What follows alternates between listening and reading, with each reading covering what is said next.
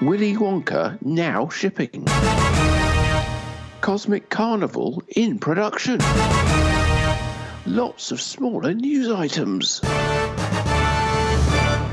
Hi, my name is Jonathan Houston from Pinball Magazine, and I'm here with Martin Ebb from Pinball News. And we're here to discuss with you the news, the pinball industry news of June 2019.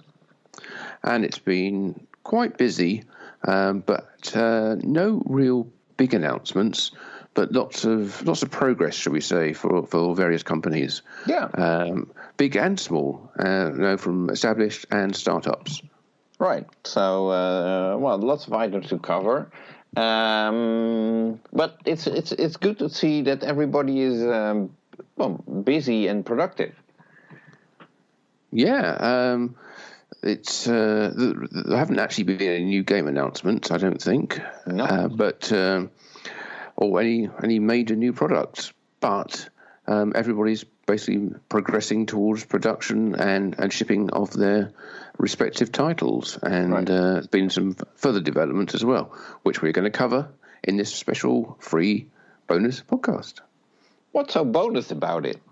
It's bonus because without it, you wouldn't have it. Fair enough. Okay. So, I guess the biggest, I'm not sure whether it's the biggest, but it was the first headline. Jersey Jack Pinball has started shipping Willy Wonka and the Chocolate Factory standard edition games. Yes, that's right. They're doing the standard edition games now. What's coming next? I think the limited and then the collectors. Oh yes, that's right. Yeah, because the collectors is the highest end one, isn't it? Yes. So yes, limited editions in what will be this month now in July, and collector's editions coming sometime after that. Once they've in the early autumn or fall, depending on what you call it. Yeah. So, but it's interesting because there was quite a bit uncertainty whether Willy Wonka was on the line at Jersey Jack or not. Obviously, it takes a little bit of time for the company to switch in between games because they have to change the whole line so that every station has a sample of the product that they need in front of it, so the people working there know what is it to be done at that station to the playfield that's passing along and all that kind of stuff. So that takes a little bit of time. So there were conflicting reports. Some were saying, yes, Willy Wonka's on the line, and then others were saying, no, it's not. But it must have been on the line, else they couldn't have been starting to ship games, which was, I guess, last week. Jack posted a video which was a little bit similar to the one that he posted a couple of years ago, outside on the on the grass in the lawn or whatever you call it, in front of the factory. I was a little bit surprised that he did not do a head roll this time, but he was happy. Yeah. He sure was happy that Willy Wonkas were shipping before the summer. So, good for them that the game is finally shipping and starting being delivered, obviously, to customers and locations where people can play it. So, so more people can form an opinion on the game. Yes, absolutely, and I think they are progressing towards. They are cutting the time difference between announcing the game and shipping it. It's not at the same time, not coincidental with announcing and being available. But that was 3 months, I suppose, from the game being announced or being revealed in March. So that's March to April, no, that was May, April, June. Actually. That was April. It? Yeah, it was okay. April. Even better. Yes, it would have been after Texas, wasn't it? When we were in France and Midwest Gaming. Yeah. Yes. It was that was the second week of April that the game got shown for the first time. So that's a little over 2 months, I would say. Yeah, that's quite good. Definitely making progress, even better than I thought. Right. So you should really raise your expectations on Jack. Come on, Martin. Well, nice. It's nice to outperform. Yeah, isn't it? But there was other news regarding Jersey Jack as well. Speaking of impressive things, Jack visited Germany, to be precise, Freddy's Pinball Paradise, for just a 24-hour visit. So Jack I think he was even less than 24 hours in Germany. They flew him in, he attended the event, he slept for a couple of hours, went back to the airport, and was back on a plane. And probably back in time to be at church. Which was? For Sunday morning, so... Sorry, you were saying? Do you know what do you know what the event was? They actually flew over. Was it a Willy Wonka launch party, yes. or was it? It was. Yes. Okay. And that was quite well attended as well. So good for them, and good for Jack to travel half the world for an event of a couple of hours. And what's also interesting, if you're a little bit into social media or not have been living under a rock, apparently the Kardashian family are very popular, and Kourtney Kardashian, who is I guess one of them, she shared a photo on her social media of her playing Wizard of Oz: The Yellow Brick Road edition. And now understand that she has a following on, I think, on Facebook it's like 15 million and 79 million followers on Instagram who look at all these pictures and whatever she's posting there. So that's a huge plug for Jersey Jack, I would say. Even if... for those people seeing that photo is like, oh look, it's nice, she's playing pinball, nice, and that's about it, short attention span, and you know all that. But still, to have a game being put to the attention of roughly 80 million people, that's not bad. Yeah, it's good for the company and good for pinball in general. One would think in boosting pinball's reach, to the sort of people who wouldn't normally or wouldn't necessarily have any interaction with the game. Yeah. So, and in the Pinball Magazine newsletter that I will be sending out tomorrow, I will be including 3 observations by Gary Flower on that particular photo, things that I thought it was very interesting of him to notice, and so I figured I'd include those in the newsletter that will go out tomorrow. So, yes, I saw that photo, and it was shared on Facebook by a good friend of mine, and I think of ours, of Łukasz from Poland, who quite often will post interesting pictures of people playing pinball, mostly women, in various states of undress, and I just thought it was another one of those. So to show how much I know that there was actually Kourtney Kardashian, the famous internet influencer who I'd never heard of, but didn't know what she looked like, but now I do. Well, in all fairness, I wouldn't be able to tell one Kardashian from the other, wouldn't be able to name them properly either. So, yes, there are people still living on the rocks that have no clue what the Kardashians are or what they're about. But on the other side, I think I do have an interesting life of my own, so why bother with someone else's? Okay, fair enough. That's enough of that kind of social media interaction.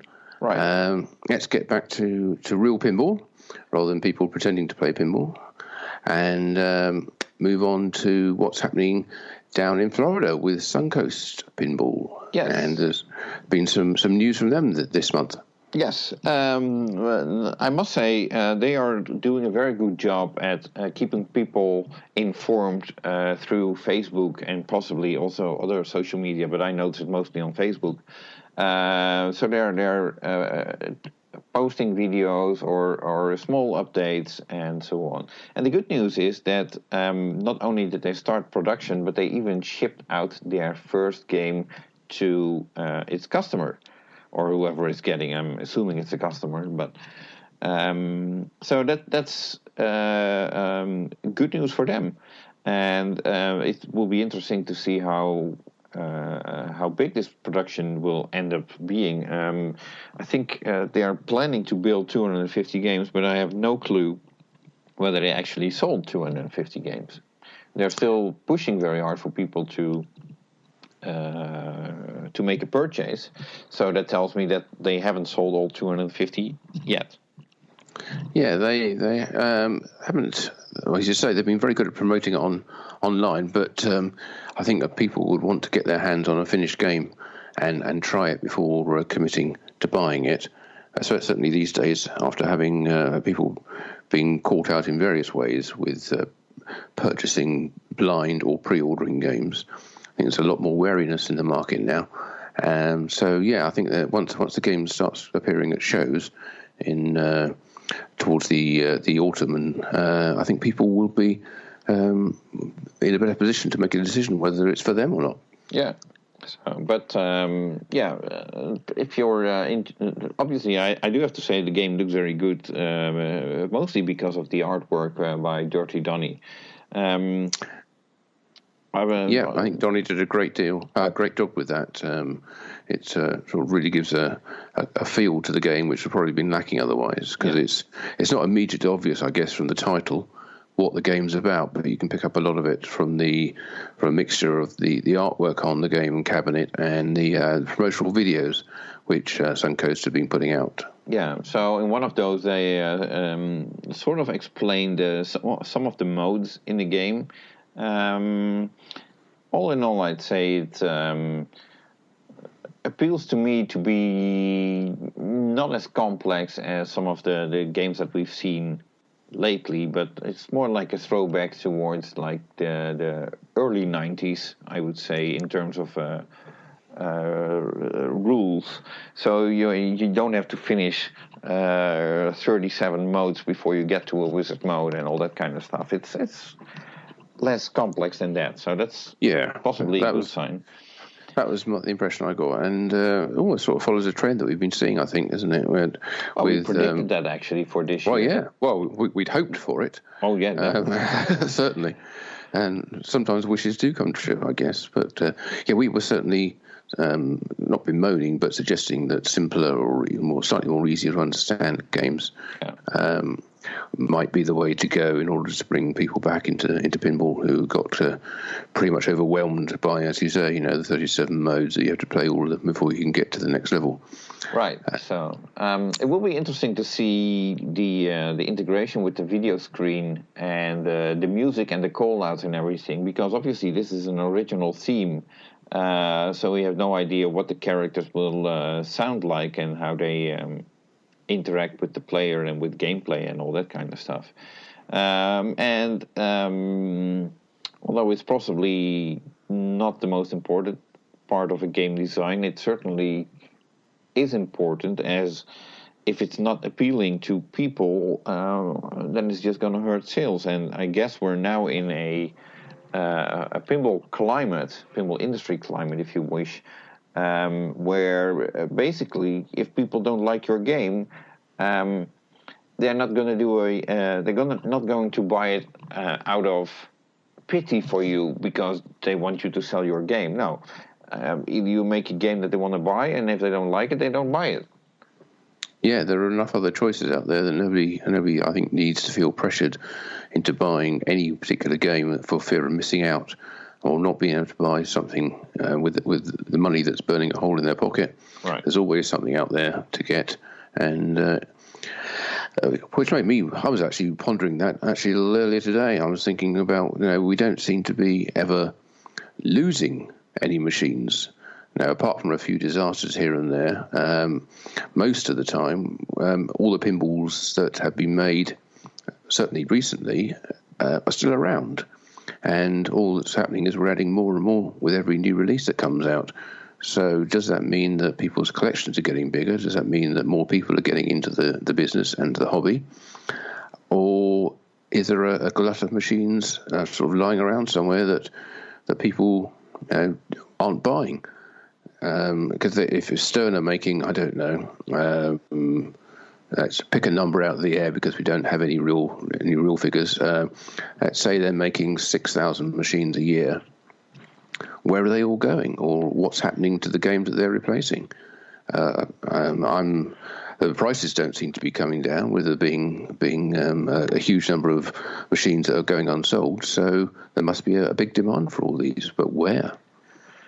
Well, to a certain degree, these games go to barcades and that kind of locations, and a lot of home collectors. And obviously, it would be interesting to see how long a game lasts in someone's collection, because obviously some games last for less than 2 weeks, and then people are sick of it and sell it. Or put it up for sale, and other games are keepers that people don't want to part with. So sure, but if they sell it, where does it go? Does it go to another collector? Right. So they're increasing their collection size, or are they bumping another machine out of their collection? And where does that go? So effectively, we seem to keep pumping more and more machines into the market from multiple manufacturers now. But is the market really expanding that much? Yeah, well, that's first of all, let's hope so. Yeah, it'd be great if it is. Yeah, the problem I think right now with the market is that most games are being sold to collectors. I think the operator market has been sort of interested in pinball, I would say, but. It's not the operators that were operating pinballs 30 years ago. No, it's gone from an arcade culture, I think, very much to a bar and barcade type use of machines, right? As well as a few sort of specialist large scale clubs and family entertainment centres. It's certainly not a sort of street level arcade with a bunch of video games and half a dozen pinballs anymore. Right. Well, it's very interesting to see that, as far as I know, at least, obviously, there's the barcades that have dozens and dozens of pinballs for people to go there. The specialist. Specialized barcades, I would say. But if you look like locations like Chuck E. Cheese or Dave & Buster's, I don't think they're into pinball yet at all. While if these locations would be actually getting back into pinball, I would say, then that would definitely help the market quite a bit, I would say. Yeah, without wishing to get too much off track, I think those type of locations are all into redemption games, aren't they? Really, yeah. Kids winning tickets, and although Pinball's tried that a few times, I don't think it's ever really got much traction. And, well, that's possibly that has to do with the games being designed to be a pinball machine, not a redemption game. I think if you would actually design a pinball redemption game for that market, it could actually be successful. But so far, nobody's ever tried that. Well, Williams did with Ticket-Tac-Toe, I suppose. You could which is actually a rather fun game to play, I have to say. Yeah, it is. I'm not sure it was very successful, though. No, I think they made less than 100. So, from the top of my head, so don't quote me on that, but I might be wrong, but that's the figure that I sort of remember. So. Anyway, we diverged a little there. Yeah. From the point where we were talking about... Are we still on Suncoast? I've forgotten by now. Yeah, well, Suncoast and where all these games are going. That's how we digressed. So, anyways, yes, more games being manufactured. And moving on, one of the games that got confirmed again was the third Elvira game, which is scheduled to be out in the open, I would say, in October of this year. Yeah, I think the intention is for it to be in people's homes or on the street by Halloween. That's the intention by the end of October. Yeah, Cassandra Peterson, Elvira, confirmed on her own website, I think it was, that her third pinball game will be available by October. Personally, I was thinking October is a little late. It should really be September, because you never know what happens, and if there's just like 2 weeks to start shipping games to distributors, and they have to get them to people's homes before Halloween. Not sure whether that's a very big time window, I would say. So that it's interesting where it sits in the release schedule for Stern, because they normally have a new game released at the beginning of January, which they can then show at Comic-Con or the trade show in Europe, trade shows in Europe. And so if they're doing one in October, does that mean they're going to have anything between...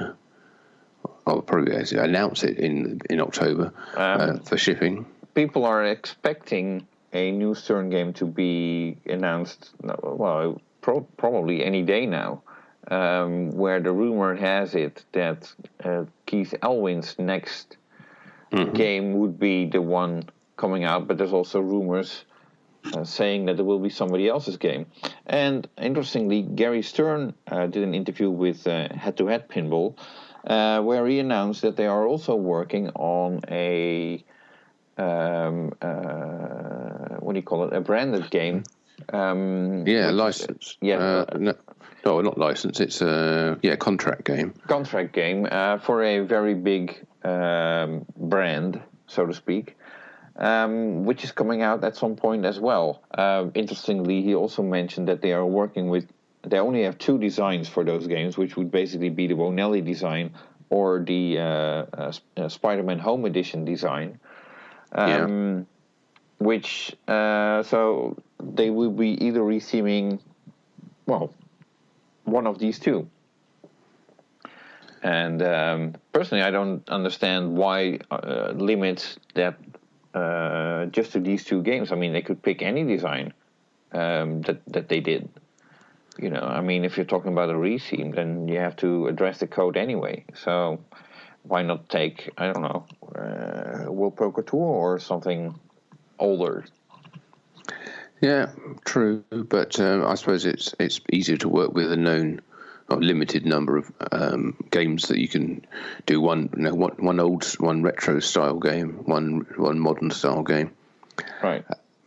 And of course, the advantage of both those games is that they don't have to spend a huge amount of time developing video assets for them, because obviously Bonelli doesn't have any, and Spider-Man has a smaller size color LED display, assuming they stick with that. But on the Supreme game, they replaced that actually with a dot matrix, so they had to do all the animations for a dot matrix.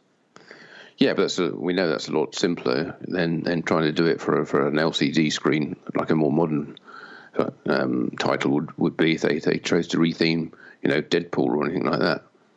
Right. Okay. Well, fair enough. I've also heard that they are working on a home game,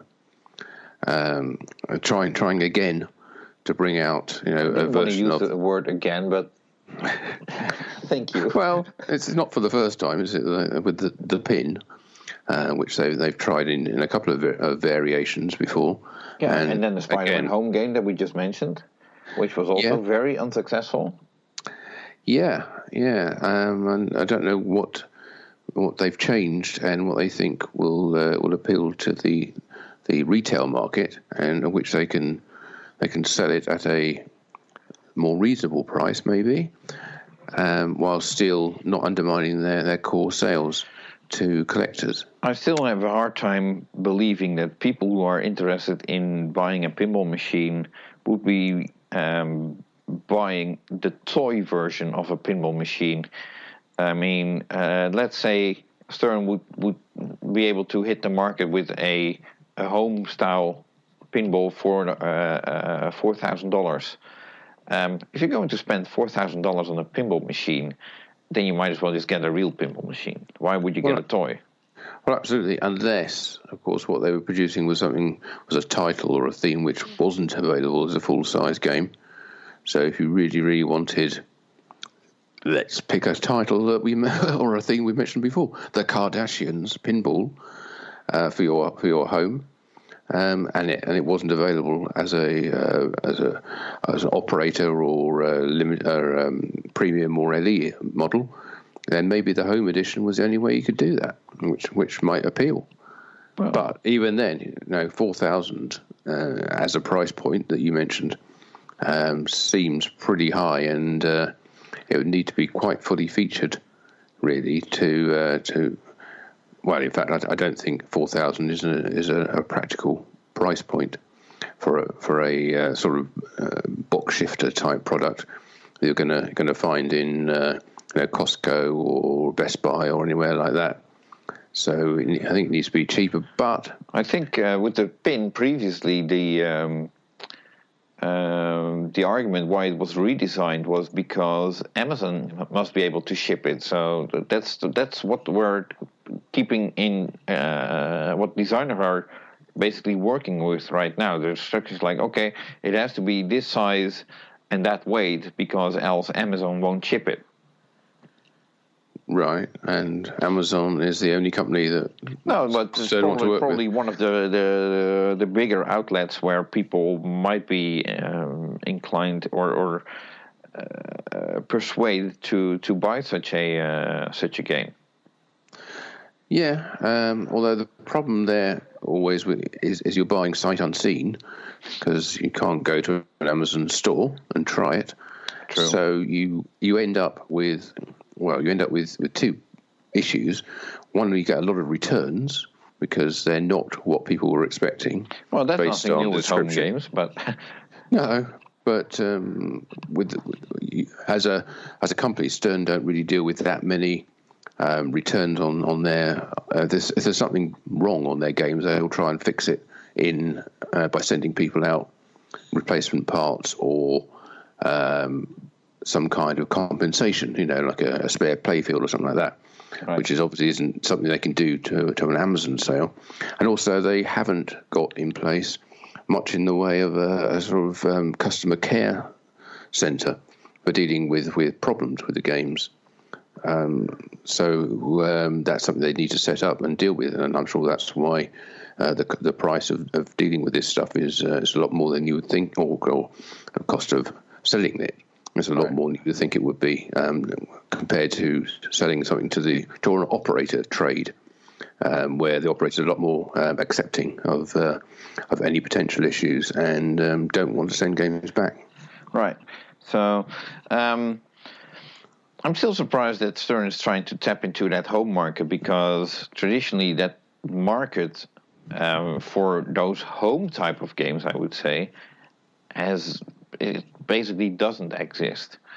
Yes, there are collectors who are buying games for their home, but those are pinball enthusiasts.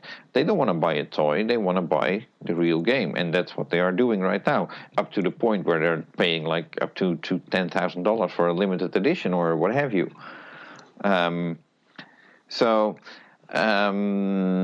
might be a bit harsh of me to say, but I rather would see that Stern would actually use the time and money spent on the development of such a home product and actually start looking into how to get more games on location, which would actually reach more people than those home games ever will. I think they're trying to, as you said, create a market that doesn't exist at the moment, which is the ideal situation for them, as long as they don't undermine their existing sales. If they can bring out a product which people who would never even consider buying a pinball would buy, then that's an easy win for them. So I think it's definitely worthwhile their while trying for it, but they haven't achieved it yet, and it will be interesting to see what they've changed to make them think that they are onto a winner this time. Right. Okay. Well, we'll just have to wait and see, I guess.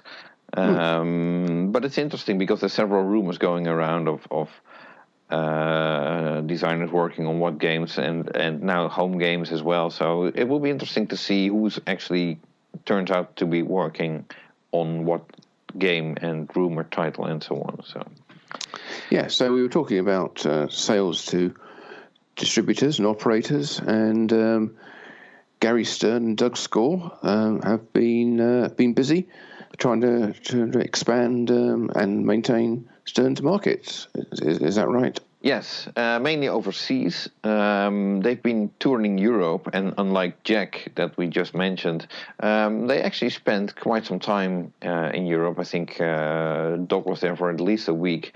And if I'm not mistaken, but don't pin me to it, I think Gary even flew along and went to Asia after that to meet with some people that he's working with over there. So, so they were out of the country for some time working on business relations and so on. Let's call it that. So, and in the meantime, Stern, speaking of productions, you remember that last month we talked about how Stern announced the Catwoman Signature Edition of Batman 66. Yes, well, so following that announcement, Stern announced a last call for Batman 66 as being the current production run, apparently being the final production run. So if you're in the market for a Batman 66, then now would be the time to get one, or get one later, secondhand, on the secondhand market, or what have you. And this is for the new model as well, is it? The Catwoman edition? Yes. So I sort of get the idea that they're basically cleaning out the stock room. Like, okay, how much do we have left for Batman 66? How many games can we make? Okay, let's do a last call, see how many we can sell, and then we're done. It could also have to do with the license expiring, because usually those licenses are for 3 to 5 year deals. I think could be very reasonable to. I think the 3 years term would be up right now, so that would make perfect sense. And if it's not a hard-selling title for Stern, then there's no need to renew that license for now. No, I'm sure they can do it later if they think there's demand there. Right. As they have in the past with other licenses. Yeah. And personally, I'm... I take the last call. If Stern is announcing a last call for a production run, I take that with a grain of salt. I mean, we've seen a last call type of situation for Metallica as well, and they kept on making those games anyway, based on whether there was demand or not. So we just have to wait and see whether this last call actually was the last call. Right. Okay. Well, that's Batman 66, but their current title is still Black Knight, Sword of Rage. Yeah. And there's been some changes in that this month. Yes. With some new code for new code for the limited and premium edition of the game. So the ones with the upper playfield? Yes. And they also announced a physical enhancement for those two models, which have to do with the upper playfield, so it is not applicable to the Pro model. And Jack Danger did a stream where the new code was revealed, as well as the physical enhancements were shown and explained. Aside from a few plastic protectors that will prevent plastics from breaking, that physical enhancement seems to be mostly a post that is placed upon the upper playfield, if I'm not mistaken, causing, if the ball is rolling down on the bottom end of the upper playfield, I would say, usually it would be rolling down a black rubber and then go straight out. goes straight out and onto the ramp. Yeah, right. And this new post creates a little bump for the ball, which makes it bounce on the rubber, and then you might actually be able to catch it back on the flipper on the right, and flip it back up the playfield. Yeah, so it's a little more like the action you would get on the Black Knight 2000 upper playfield, where it would have the 3 lanes at the bottom with rubbers on, and if you bounced it right, you could hit one of those or more and get it back onto the side flipper to start doing the orbit shots or the lock shots. Yes. Again, although there's not a huge amount to shoot for on the upper playfield, even if you do get the ball back to the upper flipper. Yeah. Other than lock, I suppose. Right. So and it's a pity that you mentioned the Black Knight 2000 upper playfield that has the 3 lanes at the bottom. It would have been nice if the upper playfield would have 4 lanes at the bottom now, spelling rage, which would be very appropriate with the theme, but it hasn't. So no point in going that far, but at least there would have been something more to do at the upper playfield than just locking balls and going for that multi-ball. So. Right, but now there's a little more action up there at least, and in order to get this modification, this free physical enhancement, as you called it, what do people do? They contact Stern, contact the distributor, contact the reseller. It's a good question. Yeah. Yeah. Well, I guess there'll be some information on the Stern website about it fairly soon. Yeah. If not now. I don't see Stern dealing with end users directly, so my guess is that people who bought a game should be contacting their distributor, and the distributor will be in contact with Stern. So something like that. And it could even be that people contact their distributor, they take their name and address, and then it could be shipped straight from Stern to them, because it's probably rather cheap to ship. It's just a couple of plastics and a post and a couple of screws maybe. No need to drill anything in the playfield. It's all using existing holes on the playfield and what have you. So, okay. I'm sure they figured that out. And it is interesting to see that Stern is actually doing such an enhancement, because I can't recall Stern doing such sending out something that actually physically changes the game. That doesn't happen very often, if ever.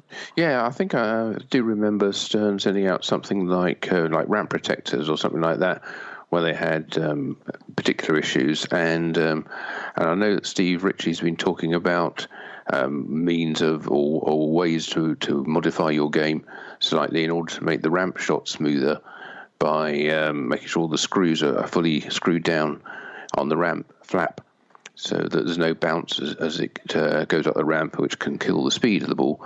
But there have been a couple of occasions, I think, where modifications have been made, but nothing quite of this style of change to the game, to add a little more action to it, right? Which obviously is a result of player and owner feedback. You'd think so, yeah. So, oh well. Moving on, still sticking with Black Knight. This is a fresh off the press, I would say. This weekend at Pintastic, Steve Ritchie did a seminar, and apparently he announced that there will be a vinyl release for the Black Knight Sword of Rage soundtrack. Which makes me wonder, how do people get it? Because it's not part of originally announced as part of the limited edition of the game or something like that. So if Stern is now putting out records just because they can, because they own certain type of music, then that's great. But where are you buying it? Well, I guess you can buy it from the along with regular swag from the Stern store. Right. And through distributors again, if you that's a viable route might for bring you. It to shows as well, I guess. Yeah, I'm sure it'll be available in multiple places. Just the same way that you could buy the TNA cassette and soundtrack. Right. So, but oh well, good for Stern. That will be their second album on vinyl that will see a release, I would say. Could be interesting to see what else might be coming up. I'm also curious whether the music will be available on Spotify then. Yeah, absolutely. And you mentioned earlier about Jack Danger streaming the latest change to Black Knight. Right. But he's also had a happy event in this past month. Yes. Jack became a daddy again. Okay, congratulations to Jack. And his wife, I guess, or girlfriend, but I guess he's married, yes. So they had a baby girl named Frances. Yeah, so good news there, and everything going well with them, apparently. Yeah, so, well, congratulations, and we're wishing Jack some sleep during the night, which usually for young parents isn't that common as for other people without small children usually is. So congratulations, and moving on to other news. Yeah, can we? I was just mentioning about TNA. So it might have something that will tie in neatly with that game, which had a very popular software addition to give it a cooperative mode between players where they can team up to try and reach the ultimate target of that game, destroying Reactor 9. That mode has become popular enough that it's now spread to one of their other titles. Yes, it's now also available in the latest software update for Alice Cooper Nightmare Castle. And that's not all the TNA news there is, because Scott Danesi showed a TNA playfield that has green plastic protectors that actually light up due to the LEDs underneath, which looks rather radioactive. And at Pinball Live, they thought it was so cool that they are now having these plastic protectors, these green plastic protectors, I would say, in stock. So if you'd like to enhance your TNA game with these green plastic protectors, now you can. Although personally I was wondering whether orange or pink would not, or maybe even yellow, would fit the color scheme of the playfield better, because there's hardly any green in the playfield. But oh well. Yeah, well, maybe that gives it a nuclear glow to it then, that the game helps enhance the appeal of the game. Right. So that's good news for Spooky and for TNA owners. Right, and in the meantime, Scott is still working on what is being referred to as Haunted House Party, which is, I think everybody knows that's not going to be the name of the game, but it's more like the working title. And we'll see. That game is scheduled to be following after Alice Cooper Nightmare Castle. And so I guess that's probably going to be around about early next year then. Yeah, something like that, because I figured that Spooky would be busy building Alice Cooper Nightmare Castle until the end of the year. Yeah, you think so? Yeah. I think they have a limited production. Was it 300 or 500? Good question. I'd have to come back to you on that. Okay, so anyway, they have a limited edition, limited run of Alice Cooper. I think it was 500, and so they basically have to build these 500 games first. And for a company like Spooky, I'd say it's still pretty impressive if they manage to build them all before the end of the year. So, and they probably want to release details of their next title before they start building it. So we might hear something about that towards late fall, maybe Expo, or soon after. Right. So okay, moving on to American Pinball? Yeah, absolutely. Yes, they've been producing more code for their current title, Oktoberfest. Yeah, Pinball on Tap, to give it its full name.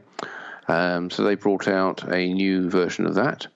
I don't know exactly what it adds to the game, or whether it's more a sort of a bug fix and stability enhancing version. Well, there was definitely a need for that, and so hopefully it does that. And but I have no further details either. Didn't look into that also because no Oktoberfest games in my area to play for now. No, I don't know of any in the UK either. So yeah. But European distributors still have to discover American Pinball as a brand. Yeah, well, they're hoping to push their name a bit. They had an open house at their factory on the 22nd of June. Yeah, which was a week ago. Yeah, which according to Duval was a big success for the company. So they were very happy with the way that went.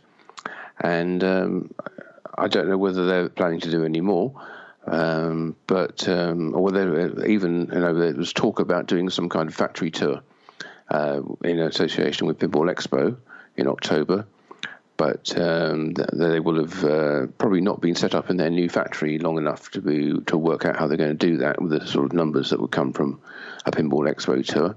They are still moving into their new building. Yeah, posted some updates on that. Yeah.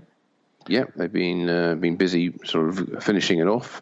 I saw some nice pictures of a large, 35,000 square feet factory. Right. Which they plan to have 3 production lines. They just say very ambitious, by the way, but good for them. Yeah. Well, if they think they can use them, then why not? I hope there is enough demand for that, but. Well, either from their own games or making contract games, perhaps. And so they did say they were going to be there by the summer, and it looks like they're well on their way to. We're probably going to be late summer now, but before they move in there. But it looks like in a month or a couple of months' time, that's where they'll be producing Oktoberfest games and the next title. Yeah. Which is rumored to be Sherlock Holmes, but there were a couple of other titles also circulating. But Sherlock Holmes was the one that people got most excited about. So who knows? And apparently they have been. They currently have 2 games in development. So game 3 and 4, and we'll just have to wait and see whenever they are ready to take these into production. Yeah, I guess that'll be dependent on sales of Oktoberfest. And, that, and also on whether the game is ready to go, because obviously if it's not ready, then you can have 3 production lines, but then if the game is not ready to go, then you still have to have people waiting before they can start building the games. Yeah, and people won't be waiting until they start promoting the game. The next title, so they'll have to get out there. Now they don't waste much time between titles. I think what thinking about is probably about six to 9 months between release and the announcement of their different titles. So Oktoberfest was announced officially. Well, the title was announced in Vancouver, but the game was revealed in October last year at Expo. Mm-hmm. So we can probably expect something to be Game 3 to be announced at least fairly soon. Yeah, I guess so. And on the other hand, I hope that they are busy enough building Oktoberfest that they can wait a little bit longer. Obviously, Houdini was their first game, and you might hope that the second game gets a bigger production run and yada, yada, yada. So, well, we'll see. So,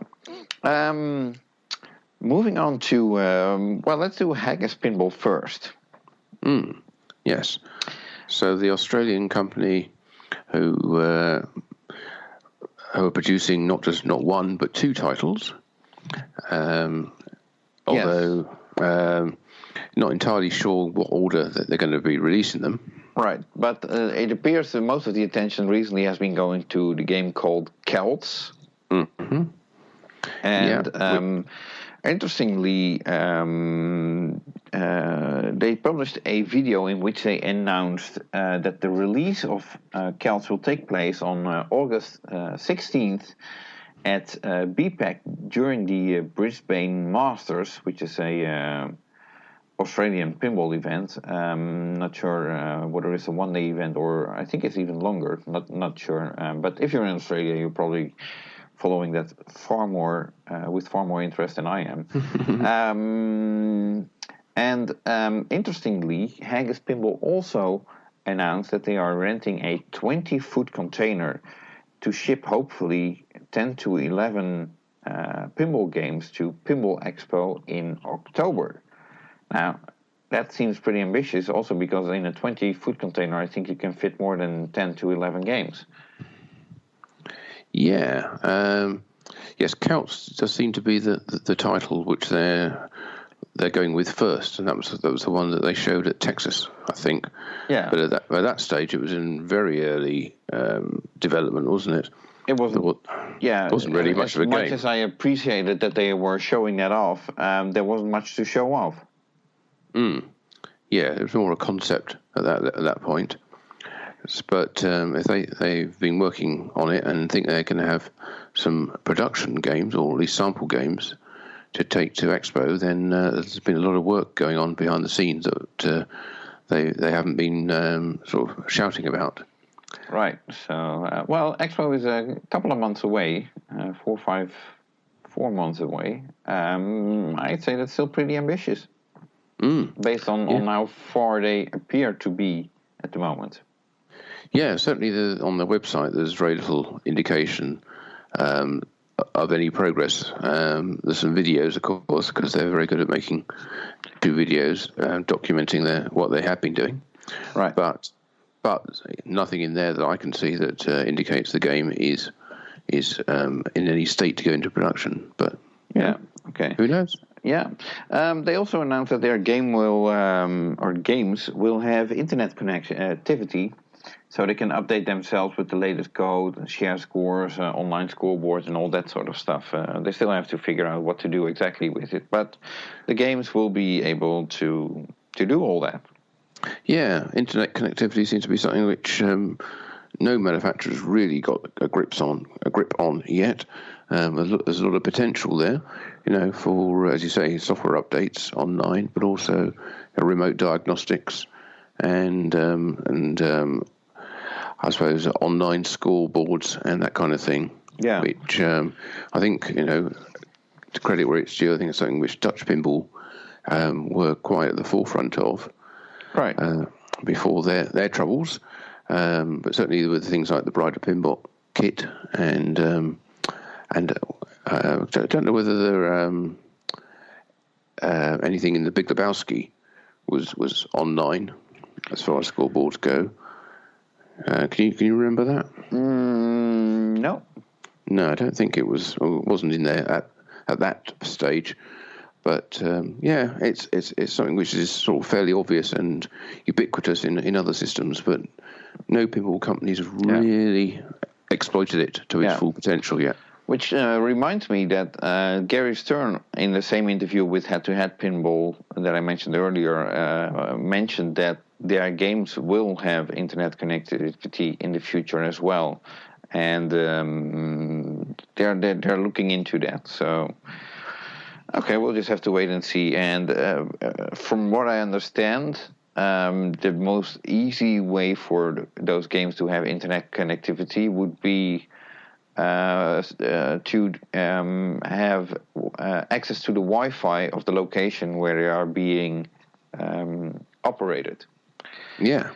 So, absolutely, it's not rocket science, and it's something which every device every phone and tablet and everything we have, and PC, all does it. it's not difficult for pinball to do it, but what's difficult is to provide a secure and reliable system that actually enhances people's experience with the pinball and doesn't make it more of a security headache from being hacked or messed around with. Yeah. Then anybody the same sort of problems that you have with phones and computers. I think the company that has internet connectivity down the best at the moment would be Multimorphic with their Cosmic Kart Racing game, because those 4 games also are playing against each other over the internet.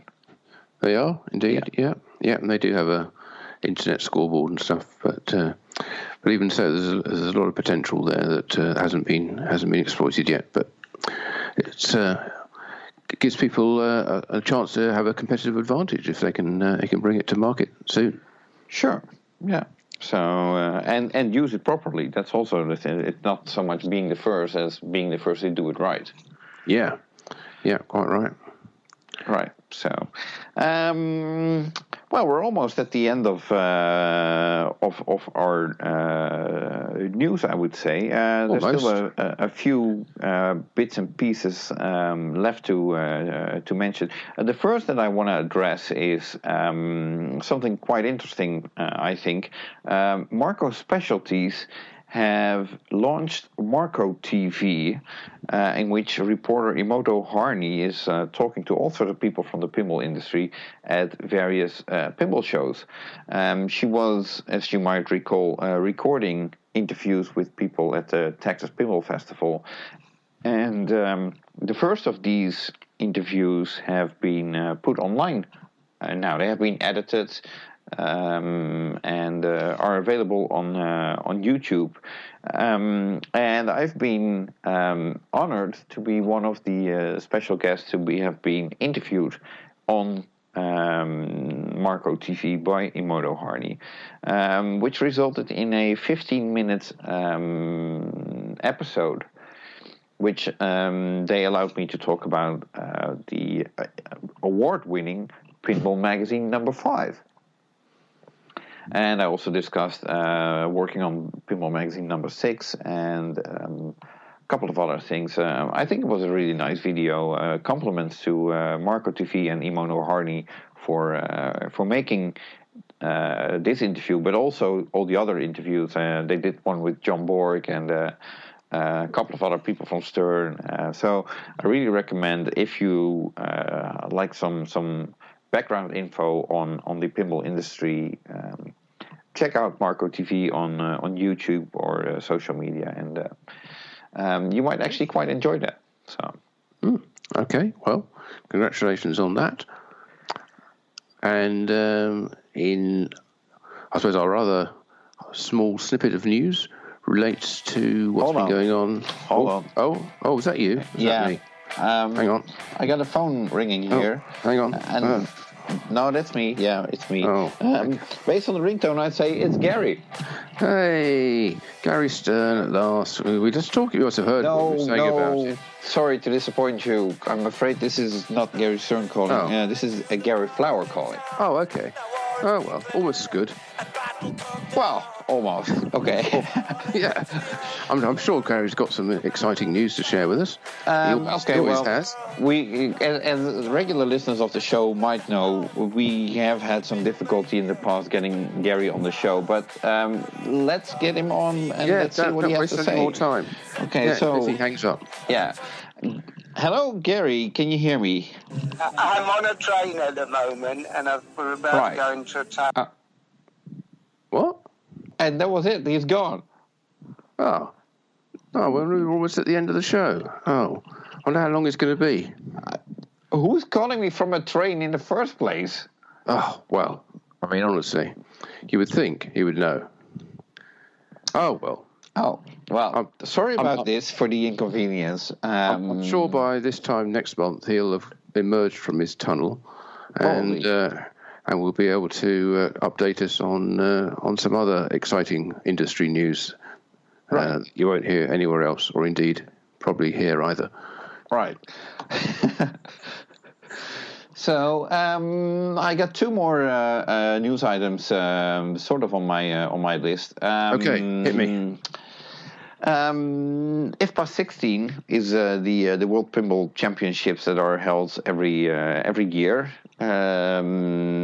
Biannually, they change in between America and Europe, and this was a European edition where the championship was held in Italy, and we had a rather exciting final, I would have to say. Yeah, we certainly did. It was very, very difficult to separate the two finalists, to Daniele Acciari and Johannes Ostermeier. Wanted to get his name right, and I'm glad you came to my rescue at that point. You're welcome. Yeah, it was so close that we even, I think, as something that's very, very rare, ended up with having exactly the same scores on one of the games that they were playing in the final, which meant that they had to take it to another game. And it all looked as though Daniele was set to win the final, having achieved a massive score on Bram Stoker's Dracula. And then Johannes just had one ball in order to try and come back, and he scored over 3 billion and did it, and won the final, and became the IFPA World Champion for 2019. Right. So congratulations to him. Yeah, and the whole finals, they were being streamed, and there were actually quite a few people watching the stream. And you can, I have no idea what the link is, but do a Google search, and I'm sure you can find it if you want to watch the finals again. Off the top of my head, I think on Twitch TV, it's JDL. It's Jim Lindsay's JDL Pinball, I think, is the stream you'll be looking for. But I think they're also on YouTube as well now, because Jim's sort of edited them and put them online in a sort of slightly cleaned up and tightened package. So you can watch the various stages of the tournament, and there's a lot of coverage there. And I think it was certainly sort of 700 plus viewers watching the final towards the end. Man, I should be advertising Pinball Magazine to those people. What, you think they don't know about it? Well, that's hard to imagine, but some might not, Well, I guess so.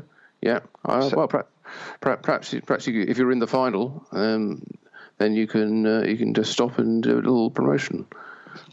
I might have to improve on my flipper skills. Well, okay, whatever it takes. Yeah, so anyway, and the last item I have on my list, which I thought was rather interesting just to mention, the Pacific Pinball Museum held another game sale at their annex location. That took place June 22nd, but I have no idea how that turned out. I guess that must be, their third one of those? Yeah, something like that, second or third.